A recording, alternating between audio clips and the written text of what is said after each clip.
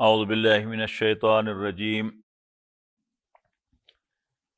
بسم اللہ الرحمن الرحیم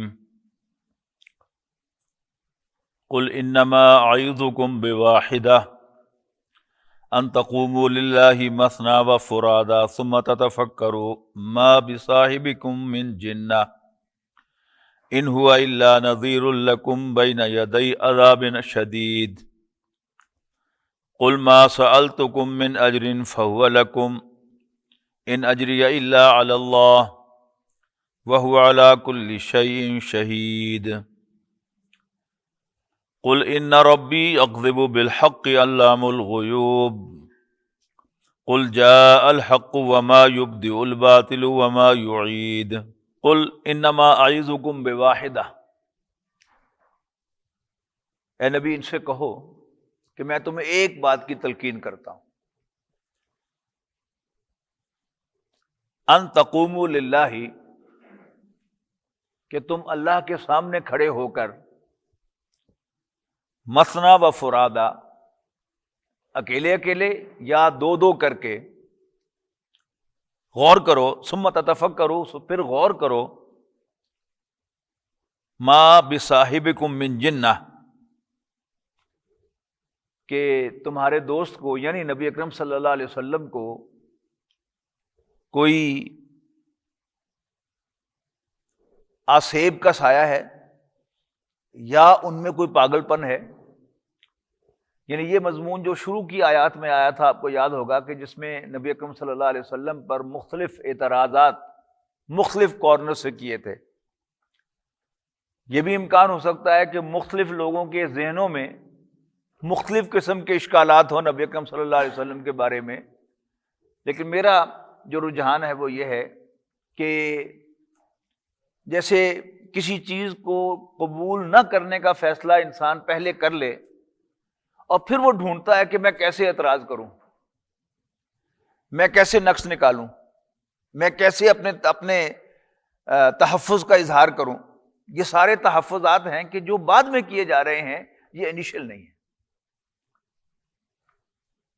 اور یہ آج بھی ایسے ہی ہے کہ میں سمپل سی بات آپ سے کہہ رہا ہوں کہ آپ لوگ میرا درس سن رہے ہیں، آپ کو مجھ سے ایک عقیدت ہے، یقیناً جب کوئی نیا دین کا خادم آئے گا فیصل آباد میں، وہ درس قرآن کا سلسلہ شروع کرے گا، تو آپ یقیناً مجھ سے رابطہ کریں گے کہ جی وہ فلاں صاحب جو ہیں وہ درس دے رہے ہیں، ان کے درس میں جانا چاہیے یا ان کے بارے میں آپ کی کیا رائے ہے۔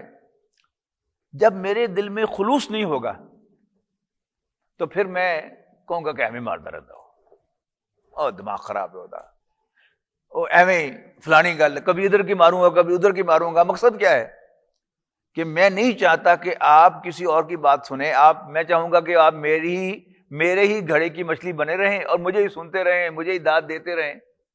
یہ کیا ہے؟ ایک خلوص کی کمی ہوتی ہے۔ یعنی جو خلوص و اخلاص ہے یہ ہر دو آدمیوں کا کبھی ایک جیسا نہیں ہوتا۔ یعنی ایک استاد کا خلوص اور ہے، ایک وکیل کا خلوص اور ہے، ایک ڈاکٹر کا خلوص اور ہے۔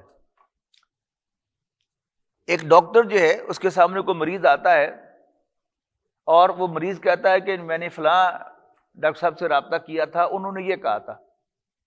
اب اس کی خلوص کا تقاضا کیا ہے کہ اگر وہ سمجھے کہ ہاں اس ڈاکٹر نے بالکل صحیح تشخیص کی ہے تو وہ مریض کے سامنے اعتراف کرے کہ ہاں ڈاکٹر صاحب نے صحیح تشخیص کی ہے، تو آپ انہی سے علاج کرواتے رہیں۔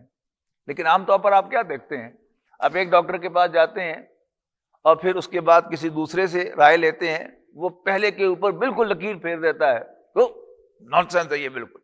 مقصد کیا ہوتا ہے کہ نہیں آپ مجھ سے علاج کروائیں، میں آپ کا صحیح علاج کروں گا۔ استاد کا جو خلوص ہوتا ہے وہ یہ ہوتا ہے کہ وہ شاگرد میں بھی کوئی اچھی بات ہو تو اس کو اپریشیٹ کرے کہ یس گڈ بائے۔ لیکن اگر استاد میں خلوص نہیں ہوگا تو وہ کوئی ایسی الٹی بات جو ہے وہ کرے گا کہ جس کا تصور بھی نہیں کیا جا سکتا۔ یعنی ایک بہت بڑے عالم اللہ والے، ان کی موت کا وقت قریب آیا تو وہ بہت زیادہ پریشان دکھائی دیے۔ ان کے شاگردوں نے کہا کہ استاد آپ موت سے ڈرتے؟ انہوں نے کہا نہیں میں موت سے تو نہیں ڈرتا، میں ایک بچے سے ڈر رہا ہوں۔ تو شاگردوں کو کچھ سوء ظن سا ہوا کہ شاید کسی بچے کے ساتھ کوئی غلط فعل کر بیٹھے تھے جس کی اب انہیں ریگریٹ ہے۔ پھر خود ہی انہوں نے بتایا کہ ایک ماں اپنے بچے کو لے کر آئی میرے پاس مسجد میں، اس نے کہا کہ جی مولوی صاحب اس بچے کو قرآن پڑھائیں۔ کہتے میں نے اس کو قاعدے کا پہلا سبق دیا الف۔ اس بچے نے کہا استاد جی ڈنڈا تو ایک ہے، آوازیں تین کیوں ہیں؟ الف کی آواز، لام کی آواز اور فا کی آواز۔ کہتے میں نے دل میں سوچا کہ اگر اس گاؤں میں یہ بچہ پڑھ گیا، اگر ہمارے گاؤں میں یہ بچہ پڑھ گیا تو پھر مجھے کون پوچھے گا؟ لہذا جب شام کو اس کی ماں بچے کو لینے کے لیے آئی تو میں نے اس کو کہہ دیا کہ بی بی اس میں پڑھنے لکھنے کی صلاحیت نہیں ہے، اس کو کسی کام پر لگا دو۔ اب میں ڈرتا اس بات سے ہوں کہ اگر اس بچے نے میرا گریبان پکڑا تو پھر مجھے کون چھڑائے گا؟ تو اسی طرح وکیل کا کام کیا ہے؟ آنےسٹ ایڈوائس دینا، لیکن وکیل بھی جو ہے عام طور پر وہ آنےسٹ ایڈوائس نہیں دیتا، وہ اپنی کلائنٹیں جو ہے بتاتا ہے کہ اگر میں آپ کو اس روٹ سے جاؤں گا تو 4 مقدمے آپ سے کرواؤں گا مخالف فریق کر، حاصل کچھ بھی نہ ہو، لیکن یہ کہے گا کہ نہیں بس دوسری پیشی خارج ہو جائے مقدمہ۔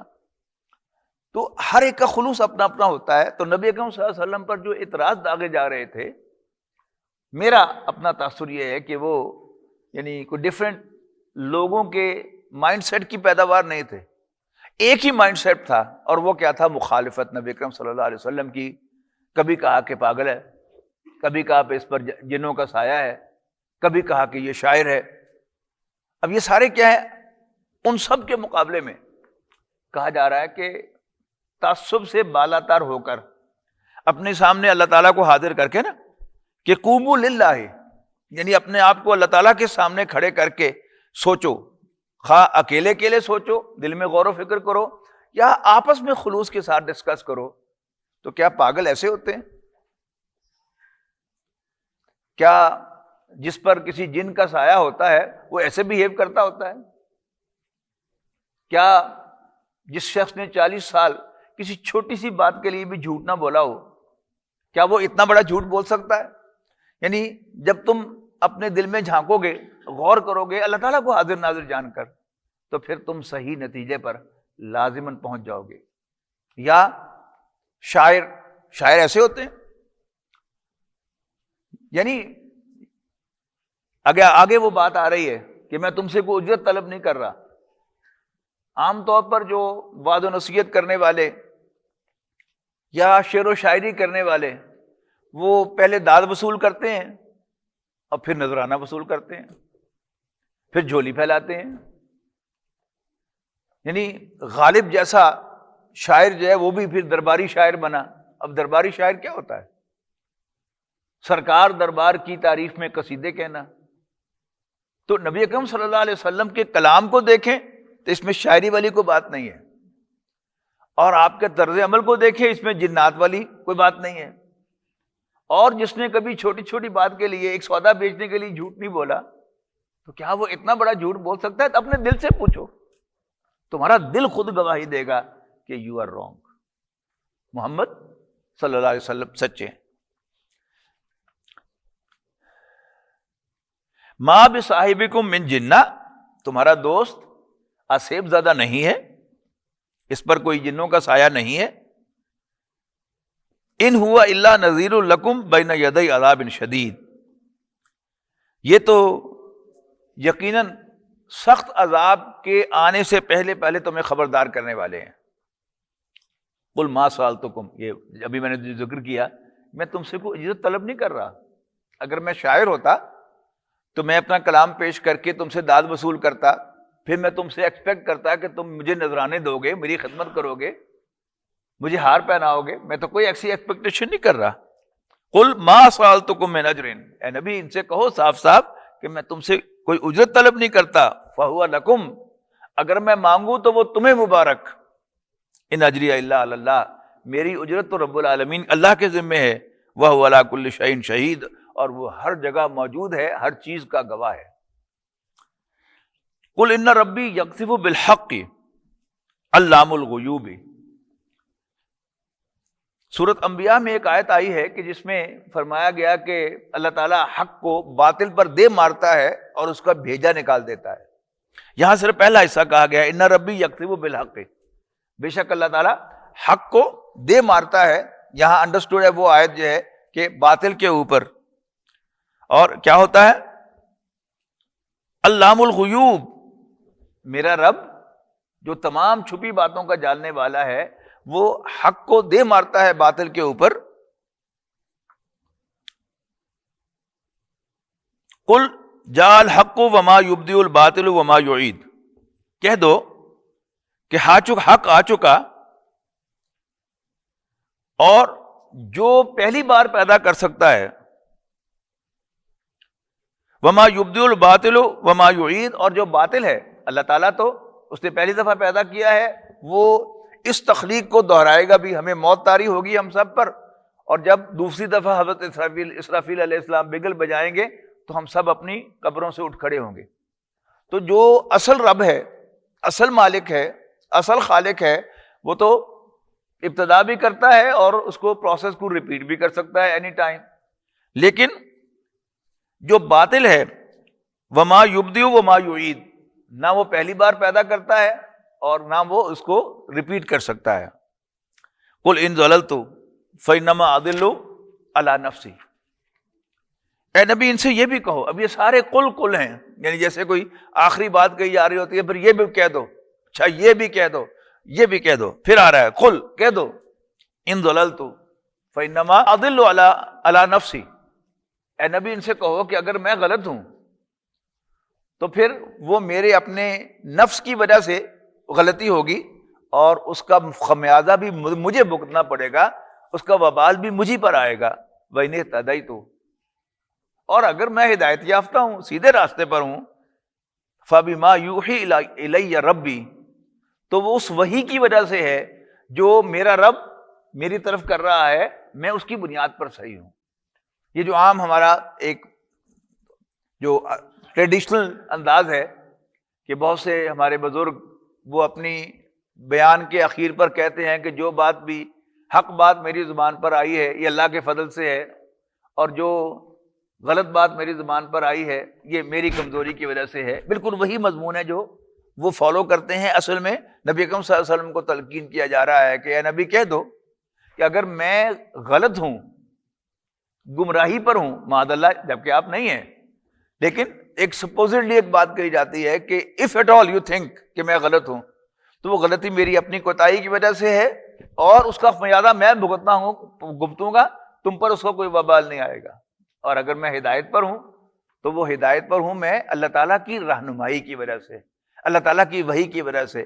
اگر اللہ تعالیٰ مجھ پر وحی نہ کرتا، میری رہنمائی نہ فرماتا، تو میں کبھی ہدایت پر نہ ہوتا۔ انہ سمیع قریب، بے شک وہ سننے والا اور بہت ہی قریب ہے۔ ولو تری اذ فزعوا فلا فوت واخذوا من مکان قریب، اے نبی کاش تم دیکھو کہ جب یہ قیامت کے عذاب کو دیکھیں گے اور گھبرا جائیں گے، واخذوا من مکان قریب، اور یہ بالکل قریب کی جگہ سے پکڑ لیے جائیں گے۔ یعنی ایک چیز جو ہے وہ دور ہے تو اس کو پکڑنے کے لیے، اس تک اپروچ کے لیے کچھ وقت لگے گا، کچھ ٹیکنیک استعمال کرنی پڑے گی، لیکن اگر کوئی پاس ہی کھڑا ہوا ہو تو اس کو پکڑنا جو ہے وہ بالکل مشکل نہیں ہوتا۔ تو یہ کہنے کا ایک انداز ہے کہ وہ قریب سے پکڑ لیے جائیں گے، یعنی اللہ تعالیٰ کو انہیں گھیرنے میں، انہیں کیپچر کرنے میں، انہیں پکڑنے میں، انہیں گرفتار کرنے میں کوئی وقت نہیں لگے گا، کوئی دقت نہیں ہوگی۔ وَقَالُوا آمَنَّا بِهِ، اور اب جب وہ پکڑے جائیں گے قیامت کے دن تو کہیں گے آمنا بِهِ، ہم اس پر ایمان لاتے ہیں۔ اب یہ اس جو ہے یہ تمام انبیاء کرام کے لیے بھی ہو سکتا ہے، اور خاص طور پر نبی اکرم صلی اللہ علیہ وسلم کے لیے کہ یہ کافر جو آج آپ کا انکار کر رہے ہیں، جب یہ قیامت کے دن پکڑے جائیں گے تو اس وقت کہیں گے کہ میں محمد پر ایمان لاتا ہوں صلی اللہ علیہ وسلم۔ وَأَنَّى لَهُمُ التَّنَاوُشُ مِن مَّكَانٍ بَعِيدٍ، اچھا اب ایمان ان سے اتنی دور ہو چکا ہوگا، اپوزٹ ہے نا، کہ قیامت کے دن ان کو پکڑنا ایسے ہی ہوگا جیسے قریب کھڑے تھے، لیکن یہ کہیں گے اب میں ایمان لاتا ہوں، لیکن اب ایمان ان سے اتنی دور ہوگا کہ اتنی دور سے اس ایمان کو حاصل کرنا یہ کیسے ممکن ہوگا کہ ورنہ کیوں کر وہ لہم التناوش میں مکان بعید کے دور، اب ایمان تو ان سے بہت دور چلا گیا ہے، تو اب وہ کیسے ایمان تک رسائی حاصل کر سکتے ہیں؟ وقد کفروا من قبل، کفروا به من قبل، جبکہ اس سے پہلے وہ اس کا انکار کر چکے ہیں۔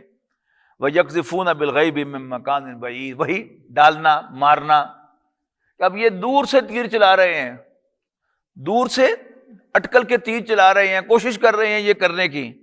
اس دن ایسا ہی ہوگا کہ وہ ادھر سے بھی ہاتھ مارنے کی کوشش کریں گے لیکن ایمان ہاتھ میں نہیں آئے گا، ادھر سے ہاتھ مارنے کی کوشش کریں گے، ایمان ہاتھ میں نہیں آئے گا، اس لیے کہ ایمان اب ان سے بہت دور چلا گیا ہے۔ وَحِيلَ بَيْنَهُمْ وَبَيْنَ مَا يَشْتَهُونَ كَمَا فُعِلَ بِأَشْيَاعِهِمْ مِنْ قَبْلُ، اور ان کی اس خواہش کے درمیان، ایسی خواہشوں کے درمیان پردہ حائل کر دیا جائے گا، کما فعل باشیاءہم من قبل، جیسے کہ پہلے ان جیسے اور گروہوں کے لیے حائل کیا گیا تھا۔ فرعون کی مثال جو ہے ہم پڑھ کے آئے پہلے کہ جب اسے ایک غوطہ آیا، جب وہ حضرت موسیٰ علیہ السلام بنی اسرائیل کو لے کر نکلے، سامنے سمندر آ گیا، پیچھے سے فرعون بھی اپنے لاؤ لشکر کے ساتھ پہنچ گیا، تو حضرت موسیٰ علیہ السلام کو اللہ تعالیٰ نے حکم دیا کہ آپ عصا ماریں سمندر کو، تو انہوں نے یوں کر کے عصا مارا، سمندر پھٹ گیا، پانی کی ایک دیوار ادھر کھڑی ہو گئی، پانی کی ایک دیوار ادھر کھڑی ہو گئی، اور درمیان میں خشک راستہ بن گیا۔ اب یہ خشک راستہ بنا تو حضرت موسیٰ علیہ السلام بنی اسرائیل کو لے کر پار کر گئے، پیچھے پیچھے فرعون بھی اپنی لشکر کے ساتھ اس خشک راستے کے اندر داخل ہو گیا۔